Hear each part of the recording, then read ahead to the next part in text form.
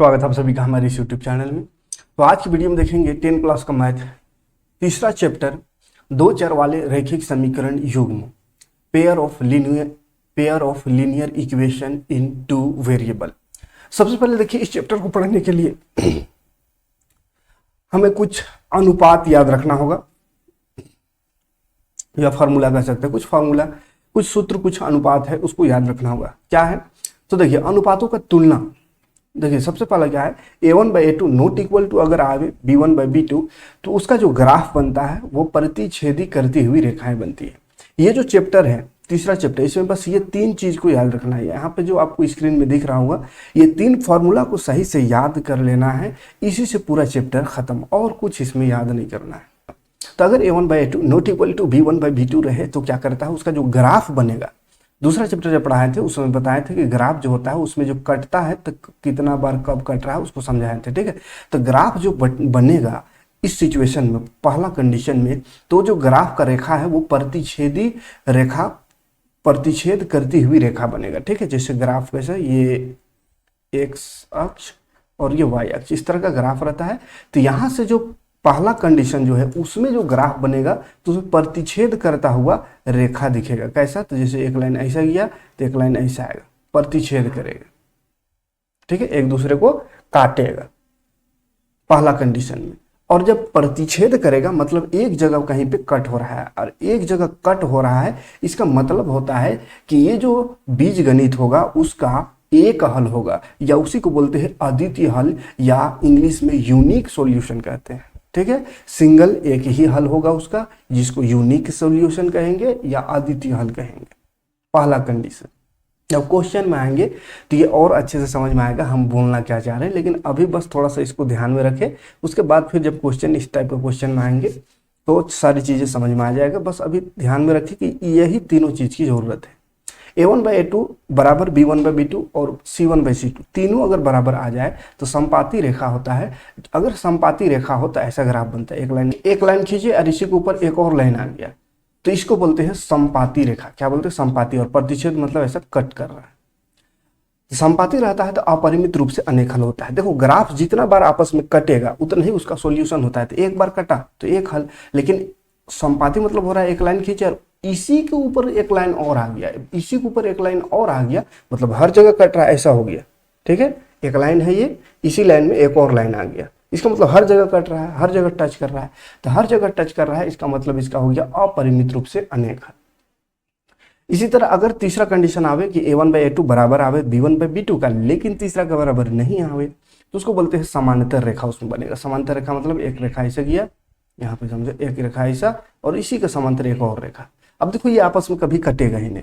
अब जब नहीं कटेगा तो उसका कोई हल नहीं होगा, जितना बार कटता है उतना ही हल होता है, एक बार भी ना कटा तो कोई हल नहीं।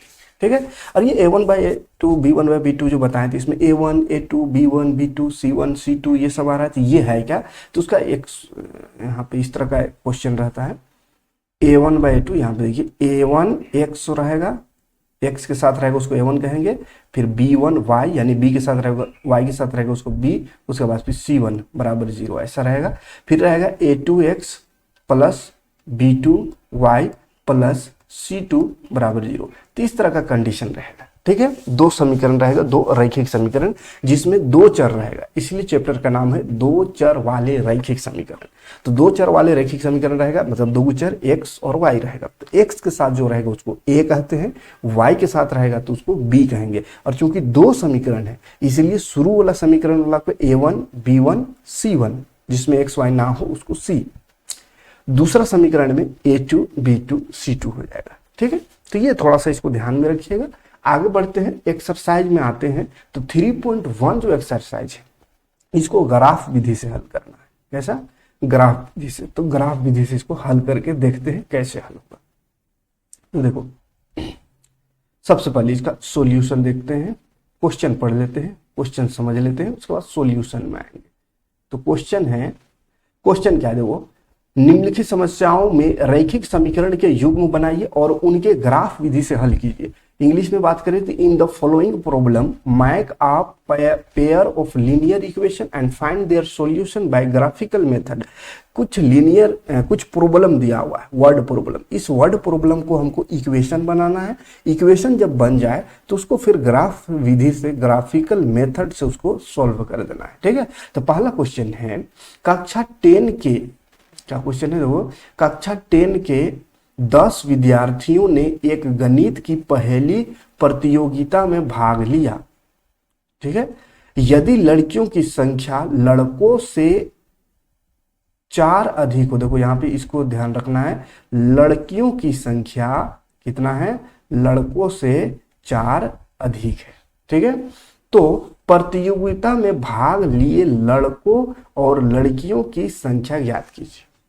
क्या बोला है, 10th स्टूडेंट्स, हाँ 10 स्टूडेंट्स मतलब 10 go student of class 10 participate in the mathematical puzzle competition in the number of, if the number of girls is 4 more than that of boys, यानी लड़का जितना है उससे ज्यादा 4 लड़कियां हैं। Then find the number of boys and girl who participate in the competition. तो question क्या कहना चाह रहा है, क्वेश्चन कह रहा है कि 10वां क्लास का बच्चा है जिसमें कंपटीशन हुआ मैथ का 10 विद्यार्थियों में, 10 स्टूडेंट में। अब ये जो 10 स्टूडेंट है इसमें से बोल रहा है लड़की जो है वो लड़का से 4 अधिक है, जितना लड़का होगा उससे 4 बेसी है लड़की, ज्यादा है लड़की। ठीक है, तो फिर बताओ कि कितना और लड़का होगा, कितनी लड़कियां होगी। अगर लड़का होगा 4 मान के चलो, तो लड़की कितना 4 अधिक है, तो 4 4 8 को लड़की होगा, तो गड़बड़ हो गया। लड़का अगर होगा 6, तो 6 से 4 अधिक लड़की तो 10 हो जाएगा, तब तो फिर 16 हो गया। तो ऐसा अगर हिसाब लगाते रहेंगे तो कंफ्यूज हो सकते हैं। लड़का अगर 2 होगा तो लड़की कितना होगा, 4 अधिक माने 6, तो 6 और 2 8 हो गया। लड़का अगर 3 होगा तो लड़की कितनी हो जाएगी, 4 अधिक मतलब 3 और 4 7, 7 गो लड़की या 3 गो लड़का, तो 10 हो गया। तो आंसर क्या आया, 3 और 7। लेकिन ऐसा मुंह में खाली बोल के आंसर तो नहीं निकालना है, बनाना पड़ेगा यहाँ पे। तो बनावेंगे कैसे, और कैसे बनाने वाला, ग्राफ विधि से बताने वाला है, ग्राफ विधि से। ठीक है, तो ग्राफ विधि से बनाने के लिए या कोई भी विधि से बनाने के लिए इस तरह के जो वर्ड प्रॉब्लम है उसको सबसे पहले करते हैं, उसका इक्वेशन बनाते हैं। ठीक है, तो इक्वेशन चलो बनाते हैं। कक्षा 10 में 10 विद्यार्थी हैं, तो मान लेंगे क्या ये 2 चर वाला रैखिक समीकरण, तो मानना पड़ेगा हमको 2 चर। ठीक है, ज्यादा पतला हो गया, माना 2 चर मानना होगा। तो लड़कों की संख्या को मानते हैं, चलो बहुत दिन बाद पेन टेप में लिख रहे हैं तो थोड़ा सीधा नहीं लिखा है, किधर, एक सेकेंड, हाँ, माना लड़कों की संख्या, लड़कों की संख्या को हम मान लेते हैं x और लड़कियों की संख्या, लड़कियों की संख्या y। 2 चर वाला रैखिक समीकरण है इसलिए 2 चर में मानना है। एक में मान लो लड़कों की संख्या, एक में लड़कियों की संख्या। तो एक तो लड़कों की संख्या को x मान लिए, लड़कियों की संख्या को y मान लिया। अब देखो बोला है 10 विद्यार्थी, टोटल 10 है, मतलब लड़का और लड़की दोनों मिला के 10 है। तो क्या हो जाएगा, पहला इक्वेशन प्रश्नानुसार लिखेंगे, प्रश्नानुसार, प्रश्न के अनुसार देखें तो लड़का और लड़की दोनों कुल विद्यार्थी लिख सकते हैं, कुल विद्यार्थी, कुल विद्यार्थी, कुल विद्यार्थियों की संख्या, कुल विद्यार्थियों की संख्या कितना है 10, कितना है 10, जिसमें से x है लड़का, y है लड़की। तो x प्लस वाई कर दे, कि लड़का और लड़की दोनों मिलाइए ना 10 को है, तो x प्लस वाई बराबर लिख देना है 10, बस इतना सिंपल है। कुल विद्यार्थियों की संख्या 10, तो ध्यान देखो x माने लड़कियों को, लड़का को, और लड़की y, तो दोनों मिला के 10 को हुआ, मतलब x प्लस वाई बराबर 10 लिख देना है। उसके बाद एक समीकरण ये बन गया, तो इसको लिख देंगे समीकरण 1, इक्वेशन 1। उसके बाद क्या करेंगे, आगे बढ़ेंगे क्वेश्चन। तो यहाँ पे दिख रहा है यदि लड़कियों की संख्या लड़कों से 4 अधिक है, तो क्या है उसको लिख दो। यहाँ पे लड़की की संख्या क्या है, लड़कियों की संख्या, लड़कियों की संख्या जो है वो लड़का से 4 अधिक है, तो लड़का प्लस 4 शॉर्ट में लिख देते हैं। ऐसा लिखने में कोई दिक्कत नहीं, बस हम क्वेश्चन से लिख रहे हैं, कहीं से तो उतार नहीं रहे, क्वेश्चन है उसी से लिख दे रहे हैं, ठीक है। तो घबराना नहीं है, क्वेश्चन देख के डरना नहीं, बस क्वेश्चन को थोड़ा थोड़ा पढ़ो और उसको लिखते जाओ जैसा लिखने का है, ठीक है। तो लड़कियों की संख्या लड़का से 4 अधिक है, तो लिख दिए लड़कियों की संख्या बराबर लड़का प्लस 4, लड़का से 4 अधिक। तो देखो लड़कियों की संख्या को हम y माने तो लिख दे y बराबर लड़का की संख्या को x माने हैं तो लड़का जगह x लिख देंगे प्लस 4। तो बन गया समीकरण 2, ठीक है। 2 समीकरण बन गया।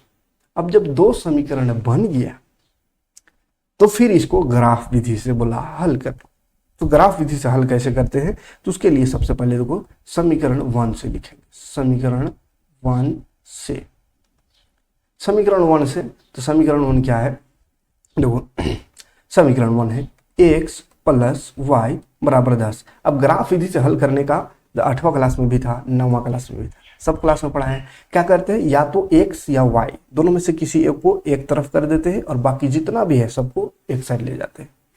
सिंगल x या y एक तरफ होनी चाहिए। तो मान के चलो y को ही इधर रहने दो, लेफ्ट हैंड साइड यानी LHS तरफ, x या y को रहने देना है, बाकी हटा देना है। तो y को रहने दो, 10 पहले से है, बॉर्डर पार कर देना है, तो 10 पहले से बॉर्डर पार में है, बराबर से उधर है, उसको पहले लिखेंगे।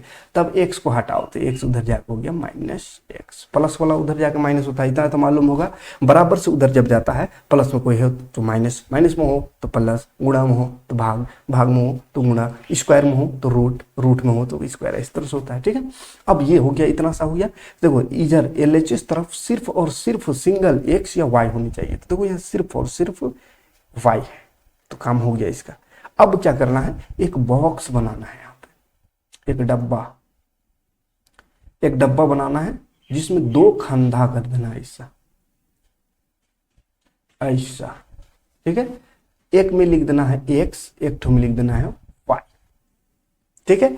अब ये खंधा का क्या करेंगे, तो इधर देखो जो समीकरण बनाए यहाँ पे, तो इसमें है 10 माइनस x, मतलब उधर x है राइट साइड, तो राइट साइड जो रहेगा x रहे तो x का वैल्यू और y रहे तो y का वैल्यू अपने अनुसार जो जी चाहे वो रख दो।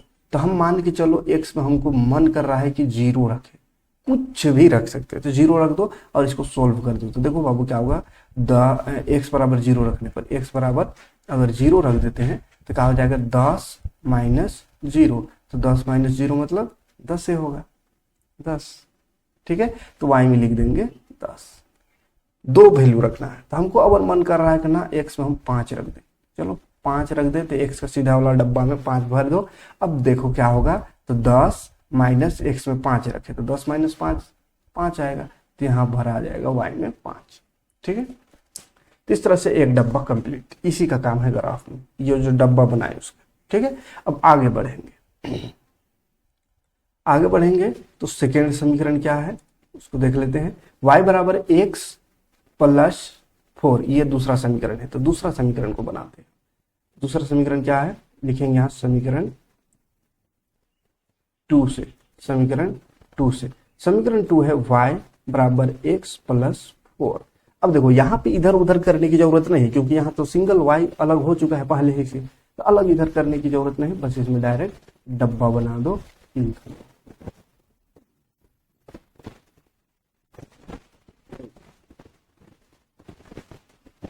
एक में x, एक में y। अब देखो फिर से x है इधर राइट साइड दाएं तरफ, x है प्लस 4, तो x में कुछ अपनी मर्जी से रख, कुछ भी रख दो, 2 भी रख सकते, तो 2 रखो। तो देखो क्या होगा, 2 प्लस 4, 2 प्लस 4 हो गया 6। x में हमको मन कर रहा है कि ना 3 रख देते हैं, 3 प्लस 4 है पहले से, तो 3 4 7, तो x में 3 रखे तो ऊपर 3 लिखो, y आया 7 लिखो। ये होंगे समीकरण 2। और समीकरण 1 का जो टेबल आया था उसको भी यहाँ पे लिख दे रहे हैं ताकि ग्राफ बनाने में आसानी हो, पेज पलटना ना पड़े ज्यादा।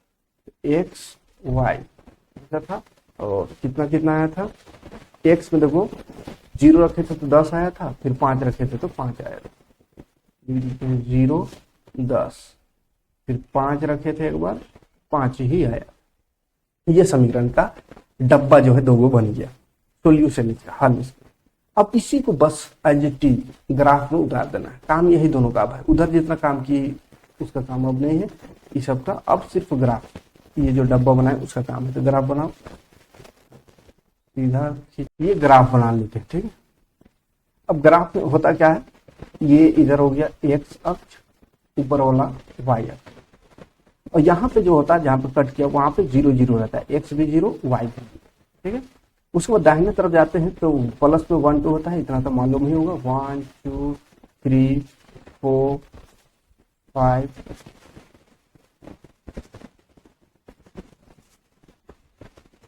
6 7 8 9 10 तक का जरूरत है, 10 तक लीजिए।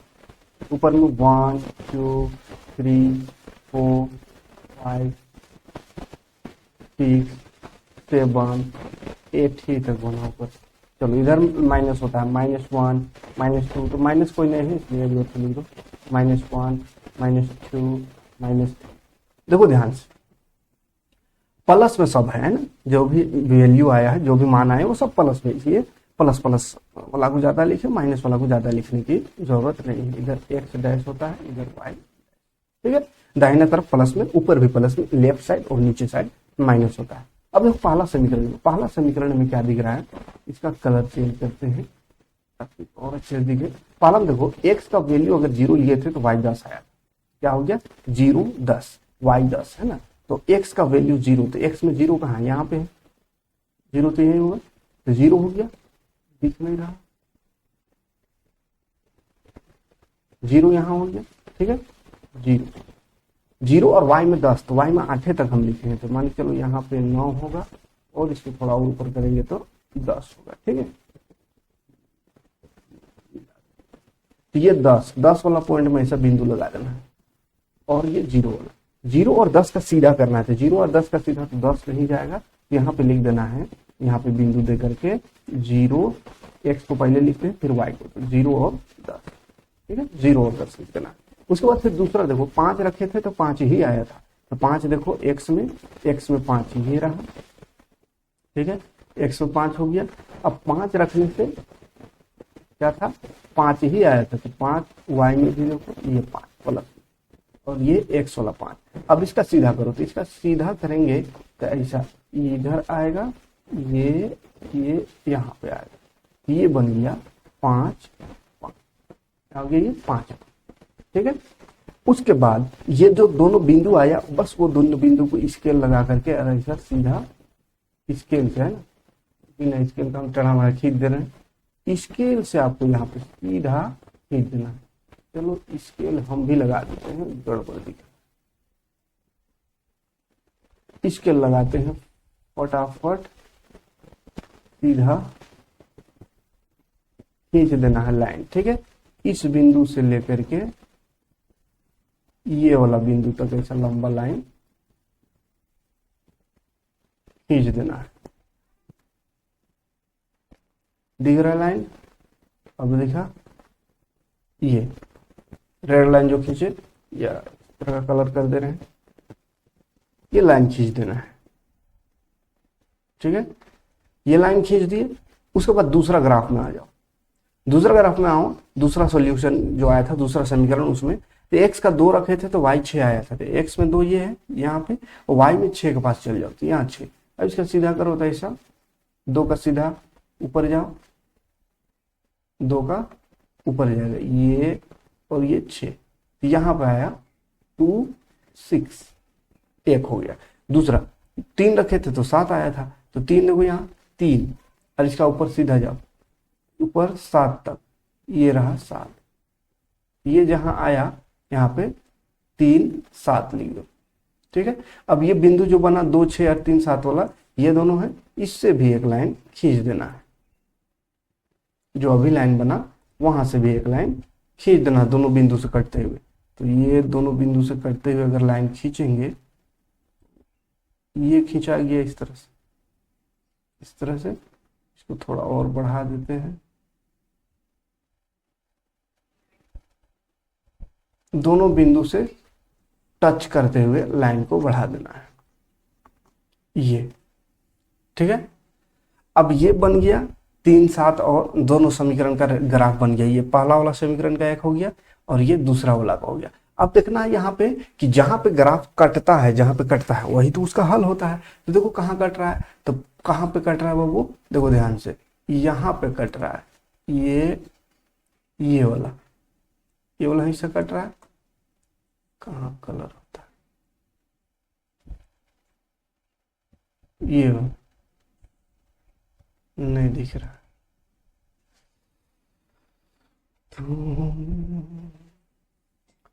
यहाँ पे कट रहा है, यहाँ ये जो कट रहा है उसका सीधा देखो कितना में कट रहा है, तो ये नीचे देखो 3 में कट रहा है, तो x वाला 3 में आ रहा है, तो x बराबर हो गया 3, और y के सीधा जाओ तो ये 7 में आ रहा है, एकदम सेम टू सेम देखो 7 में आ रहा है, ये 7 में, तो y हो गया 7। अब देखो ध्यान से, यही आंसर हुआ, लेकिन आंसर में क्या लिखेंगे, x किसको माने थे, x लड़का को, तो लड़कों की संख्या लिखेंगे 3, लड़कों की संख्या कितना आ गया 3, और लड़कियों की संख्या कितना आ गया, लड़कियों की संख्या आ गया 7, क्योंकि लड़कियों की संख्या को y माने थे। ठीक है, तो देखो दोनों मिला के 7 और 3 10 हो गया, और लड़का बोला था लड़कियों से 4 अधिक है, तो लड़का 3 और लड़की 7, तो 4 को अधिक हुआ ना, 4 3 7, तो देखो सही मतलब आ गया। तो इसमें चेक अपने से हो जाएगा, वो मास्टर चेक करे ना करे, अपने से चेक हो जाएगा। ठीक है, सही आया, मतलब सही बना है। ठीक, आगे बढ़ते हैं, अगला क्वेश्चन। थोड़ा लंबा वीडियो बनेगा ये वाला, और इसमें पूरा चैप्टर तो खत्म नहीं कर पाएंगे क्योंकि ग्राफ बनाने में बहुत टाइम लगता है, तो सिर्फ 3.1 ही इसमें देखेंगे। ठीक है, क्योंकि इसमें ग्राफ बनाना है, ग्राफ नहीं बनाना रहता तो फटाफट कर देते, लेकिन ग्राफ बनाना है तो दिक्कत है। तो चलो अगला क्वेश्चन देखो ध्यान से, अगला क्वेश्चन ध्यान से देखो, 5 पेंसिल 7 कलम का मूल्य, 5 गो पेंसिल है और 7 गो कलम, तो 5 पेंसिल और 7 कलम का कुल मूल्य 50 रुपया है। पूरा क्वेश्चन को पढ़ने की जरूरत नहीं। ठीक है, the total price of 5 pencil and 7 pencils is 50 रुपया। 50 रुपया है 5 गो पेंसिल और 7 गो कलम का मूल्य, रेट, प्राइस। ठीक है, अब इतना ही पढ़ते हैं और इसका समीकरण बनाते हैं। तो देखो 2 चर वाला समीकरण बनाते हैं, पेंसिल और कलम के मूल्य की बात हो रहा है, प्राइस की, तो प्राइस को हम x रुपया मान लेते हैं और एक ठो का y रुपया। ठीक है, तो क्या लिखेंगे, माना लेट प्राइस ऑफ पेंसिल, है ना, यानी पेंसिल का मूल्य, पेंसिल का मूल्य को मान लेते हैं 100 रुपया, पेंसिल का मूल्य 100 रुपया। उसके बाद कलम है, तो कलम का मूल्य को y मान लो, y रुपया। ठीक है, कलम का मूल्य y रुपया। अब बोला है 5 गो पेंसिल है, तो 5 गो पेंसिल है, ध्यान से यहाँ पे समझो, 5 गो अगर पेंसिल है बाबू, और कहेंगे एगो पेंसिल का 2 रुपया दाम है। ठीक है, यहाँ लिखेंगे माना 1 पेंसिल, है ना, 1 पेंसिल और 1 कलम, तो कहेंगे कि 1 पेंसिल का दाम अगर 2 रुपया है तो 5 गो पेंसिल का कितना होगा, तो कहिएगा 5 दूनी 10 होगा, मतलब गुना कर दीजिएगा। ठीक है, तो यही बात है इसमें भी, 5 पेंसिल है और 1 पेंसिल का दाम है 100 रुपया, तो 1 से 5 को गुना कर देंगे तो क्या हो जाएगा 5x प्लस, फिर पैसा तो जुटेगा ना, एक दुकान में पेनों ले रहे हैं और पेंसिलों ले रहे हैं, तो दोनों का पैसा को जोड़ कर ना पैसा लेगा, तो हिसाब कर दिए पेंसिल का भी, पेंसिल का 100 रुपया दाम है, तो पेंसिल का 100 रुपया दाम है और 5 को ले रहे हैं, तो 5 गुणा x यानी 5x हो गया पेंसिल का दाम। फिर 7 गो कलम भी ले रहे हैं, तो 7 गो कलम का क्या हो जाएगा, तो एगो कलम का y रुपया, तो 7 का 7 गो y हो जाएगा, मान लो 7 गुना y 7y, दोनों को जोड़ देंगे तो पैसा कितना हो रहा है दोनों मिला के 50 रुपया, तो लिख दो 50, दोनों मिला के 50, बन गया समीकरण 1। क्लियर, अब आगे बढ़ते हैं, तो जबकि बोला 7 पेंसिल और 5 कलम लेंगे ना तो 46 रुपया लगेगा, है क्या बोला, while the total price of 7 pencil and 5 pens is 46 rupees, माने 7 गो पेंसिल अब रिकारा लेना, तो चलो 7 पेंसिल मतलब 7x हो जाएगा, प्लस कलम 5 गो तो 5y हो जाएगा। अब ऐसा करते हैं तो 46 रुपया लगता है, तो 46 रुपया लिख देते हैं, तो लेकिन बन तो गया समीकरण 2, हमको बस 2 समीकरण चाहिए, समीकरण जहां बना और वही काम करना है। कौन काम, तो अभी बताते हैं कौन काम करना है, तो ये वाला काम करना है, समीकरण 1 और 2 से, समीकरण 1 से। पहले समीकरण 1 से। तो समीकरण 1 है 5x प्लस 7y बराबर 50। अब क्या बोले, या तो x या तो y को एक तरफ रखो लेफ्ट तरफ और बाकी सबको राइट तरफ ले जाना है। तो देखो हम इधर मान के जो तभी y रखे थे और x को रखते हैं, तो 5x, x के साथ अभी 5 है तो 5 को भी रखना होगा, ठीक है। बराबर पहले उधर 50 है, 50 को लिख लेना, फिर -7y हो जाएगा उधर जाके। फिर x ही रखना है खाली, 5 नहीं रहना चाहिए इधर, तो 5 को भी हटाओ, तो 5 हटाएंगे तो x बचेगा। 5 गुना में है तो उधर जाएगा तो ऐसा बट्टे में आ जाएगा, ठीक। उसके बाद क्या बोले थे, डिब्बा बना दो, ऐसा डब्बा बना दो, 2 खंधा कर दो ऊपर नीचे से, एक में x लिख दो, एक में y लिख दो, ठीक। अब देखो ध्यान से करना है, इधर y है, राइट तरफ अवर y है, तभी x था तो x का वैल्यू अपने से रखते थे, यहाँ y है तो y का वैल्यू को अपने से पुट करना है। तो y नीचे देखो है ना, y का वैल्यू टेबल में नीचे रखे हैं, तो y का वैल्यू हम रखते हैं, चलो कितना रखें, मान के चलो 0 भी रख देते हैं, एक बार 0 रखो तो क्या हो, ध्यान से देखो 50 माइनस 7y है तो y में 0 रख दो, बटा 5 है, बटा 5। अब देखो 7 और 0 को गुणा करेंगे तो 0 ही ना होगा, तो बच जाएगा 50, 50 और नीचे बच जाएगा 5। अब काटेंगे इसको तो 5 दहिया 50 यानी 10, तो y आ गया 10। फिर y का वैल्यू रखो कुछ, तो y का वैल्यू अगर हम रख देते हैं 2 तो 7 दूनी 14 हो जाएगा। अब 50 में 14 घटेगा तो ऐसा कोई नंबर आएगा जो 5 से नहीं कटेगा, तो थोड़ा सा दिमाग लगा के रखना, ठीक है। ऐसा नंबर रखो कि काटने उठने में आसानी, ठीक है। तो 2 नहीं रखते, 3 रखने से भी 7 या 21 हो जा रहा है, 21 वाला सिस्टम में 5 से फिर नहीं कटेगा, तो ऐसा करते हैं 7 चौक 25 35, 5 रख देते हैं, y में क्या रखते हैं 5, तो नीचे y है तो 5 लिख दिए।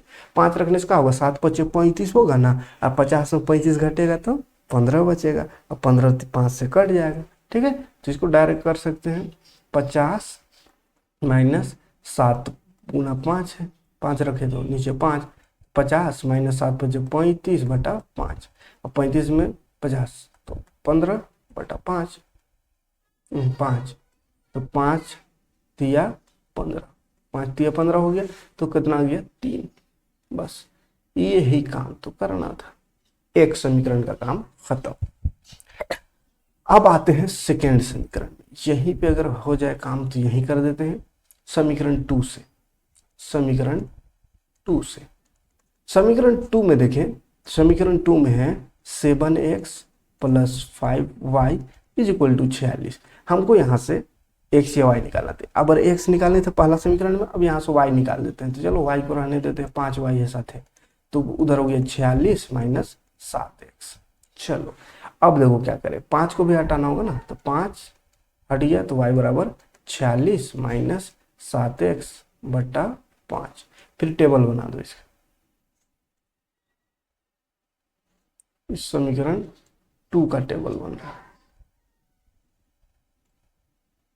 एक्स वाई, तो राइट तरफ अगर y है x है तो x का वैल्यू अपने से रखो। अगर 0 रखते हैं तो क्या होगा, देखो ध्यान से, 0 रखेंगे तो 7 0 0 हो जाएगा, 46 बटा 5 बचेगा, तो 46 5 से कटेगा नहीं कटेगा, तो ऐसा करते हैं 1 रखते हैं, 1 रखने से भी नहीं कटेगा, 2 रखते हैं तो 7 दूनी 14, 14 में 46 घटाएंगे तो 42 टाइप का कुछ 32 टाइप का बनेगा, तो 32 में नहीं कटेगा, 3 रखने से नहीं 21, हाँ 3 रखने से कटेगा, 3 रखने से, देखो 3 रखने से 3, x में 3 रख दो तो क्या होगा, देखो ध्यान से 46 माइनस 7 या 21, x में 3 रखे डायरेक्ट 21 लिख दे रहे हैं, 7 या 21 बटा 5। अब देखो 46 में 21 घटाओ तो 6 में 1 घटाओ 5, 4 में 2 घटाओ 2, 25 बटा 5, तो 25 बटा 5 यानी 5 25 25 कट गया, तो बच गया 5, हो गया एक काम। अब फिर से क्या रखें, 3 रखने से काम हुआ, 4 रखने से काम नहीं होगा, 5 रखने से नहीं होगा, 6 रखने से 6 रखने से हो जाएगा, 6 छक 36 होगा, तो 6 में 6 घटा के 0 हो जाएगा। 6 रख के देखो, 6 रखेंगे तो 46 माइनस 7 छक 42 हो जाएगा। अच्छा 6 रखने से नहीं होगा, 7 छक 42 हो गया, नहीं 7 रखने से 7 तो 49, 7 रखने से होगा काम, 7 यहाँ 7 रख देते हैं, 6 को हटाओ तो 7 7 49 हो जाएगा, 49, तो 49 में 46 घटाओ कितना बच जाएगा 5, 3 बच जाएगा, कैसे ऐसा होगा, गड़बड़ हो रहा है। 7 रखने से भी काम नहीं, 7 रखने से भी पॉइंट में आने खोज रहा है, 8 रखने से 8 7 56, हाँ 8 रख दे ना, 8 8 रख दे तो 8 सते 56। अब देखो 56 में 46, 46 में 56 या 56 में 40 घटाओ तो 10, लेकिन बड़ा में माइनस है, -10, तो क्या लिखेंगे यहाँ -10। ठीक है, ये हो गया। अब ग्राफ इसका बनाते हैं, तो ग्राफ बनाने के लिए दोनों टेबल को एक जगह लिख देते हैं।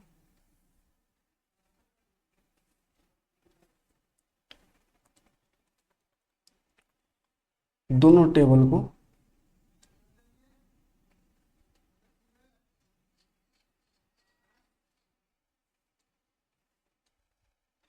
एक्स वाई, इस समीकरण 1 का टेबल है। समीकरण 1 में क्या देखे थे, समीकरण 1 में देखे थे कि 10 रखे तो 0 आया, 3 5, 10 0 3 5, तो लिख देते हैं यहाँ 10 0 3 5। समीकरण 2 का टेबल बनाते हैं। समीकरण 2 का जो टेबल था वो कुछ इस प्रकार का था, एक्स वाई, एक्स में आया था कितना 3, वाई 5, 3 5 8 -10, तो 3 5 8 रखने से -10। बस इसको ग्राफ में अब सजा देना है। चलो फटाफट फटाफट ग्राफ ले लेते हैं एक, ये ग्राफ ले लिए। अब इसमें हमको क्या करना है, एक्स वाई अक्ष, ये हो गया एक्स अक्ष, ऊपर वाला वाई, नीचे वाई डैश, इधर एक्स डैश। अब इसमें क्या करना है, वही नंबर बैठा दो, तो ये तो 0 0 हो गया। उसके बाद इधर 1 2 3 4 5 6 7 8 9 10 11, चलो 10 तक काम है, 11 तक लिख दी। 1 2 3 4 5 6 7 8 9, ऊपर 10 तक नहीं लिखाता है, और वाई में 10 तक जाना है, नहीं है, चलो छोड़ दो। एक्स डैश में -1 -2 -3 -4 -5 -6 -7 -8 -9 -10, नीचे फिर माइनस में -1 -2 -3 -4 -5 -6 -7 -8 -9 -10, ठीक है, -10। अब देखो फिर से फटाफट फटाफट इसको ग्राफ बनाते हैं। यहाँ पे फर्स्ट वाला जो है, फर्स्ट वाला में x 10 है, y 0, तो x में 10 खोजो, तो x में 10 यहाँ है और y 0, तो y का 0 तो यहाँ पे बीच में है ये, तो यहाँ पे 0 और 10 का सीधा करेंगे तो यहीं पे होगा, तो पहले x का लिखते हैं, तो x है 10 फिर 0 10 0, ये एक का वैल्यू लिख दो। दूसरा वैल्यू है 3 और 5, x में 3 y में 5, तो बस इसका सीधा कर देना है, ये इधर आएगा ये इधर आएगा, उतना दूर नहीं, यहाँ पे आएगा, तो यहाँ क्या लिखेंगे 3 और 5, हमेशा याद रखिएगा पहले x लिखिएगा ब्रैकेट में तब y। अब ये दोनों बन गया बिंदु, अब ये दोनों बिंदु से क्या करना है, एक लाइन खींच देना है, ठीक है, एक लाइन खींच देना है। तो चलो फटाफट लाइन खींचते हैं, यहाँ से ऐसा लाइन खींचना है कि दोनों बिंदु में टच करे, बड़ा बड़ा,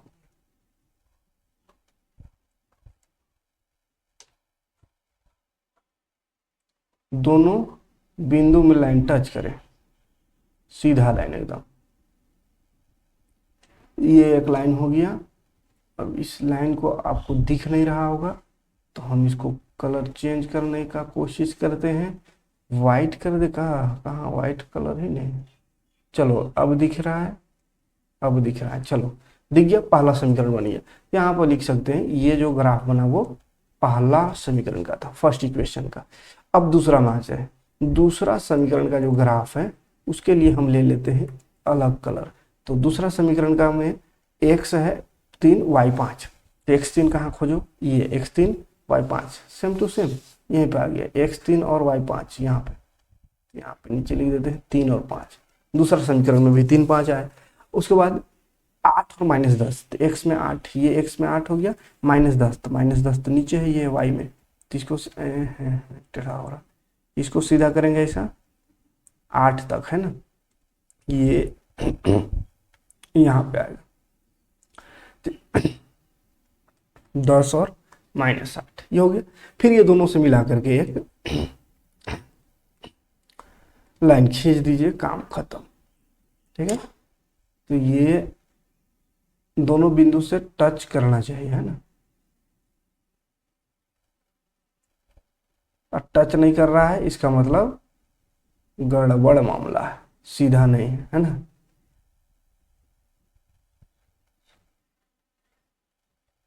दोनों बिंदु से टच होना चाहिए। ठीक है, तो ये रहा, टच हो गया।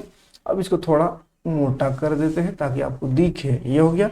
अब जहां कटेगा आपस में वही इसका सॉल्यूशन होता है, वही उसका हल होता है।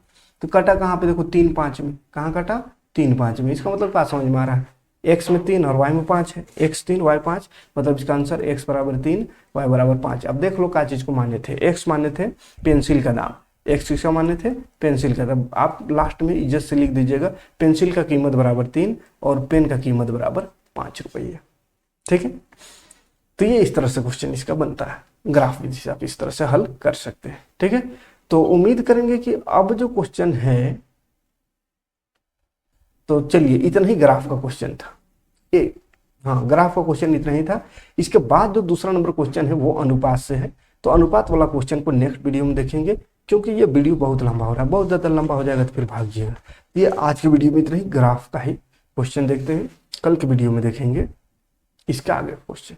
ठीक है, तो चलिए इस तरह से अब क्लास स्टार्ट हो गया, अब रेगुलर क्लास मिलेगा। तो जितना भी आसपास के लोग हैं, अपना दोस्त यार, सब तक वीडियो को पहुंचाने की कोशिश करें, क्योंकि पूरी तैयारी अब इस बार फिर से बहुत ही बेहतरीन तरीके से तैयारी कराएंगे। मैथ और साइंस का पूरा फुल मार्क्स, मैथ में इस बार 99 98 तक आया था, अगले बार कोशिश रहेगा 100 में 100 ज़्यादातर बच्चों का आए, इसलिए पूरी तरह से बहुत ही बेहतरीन तरीके से तैयारी कराएंगे। पूरा एग्जाम की तैयारी, MCQ भी कराएंगे, इंपॉर्टेंट क्वेश्चन भी देंगे, लेकिन अभी चैप्टर वाइज एक बार खत्म कर लेते हैं फिर से। ठीक है, मिलते हैं नेक्स्ट वीडियो में। Thanks for watching. जय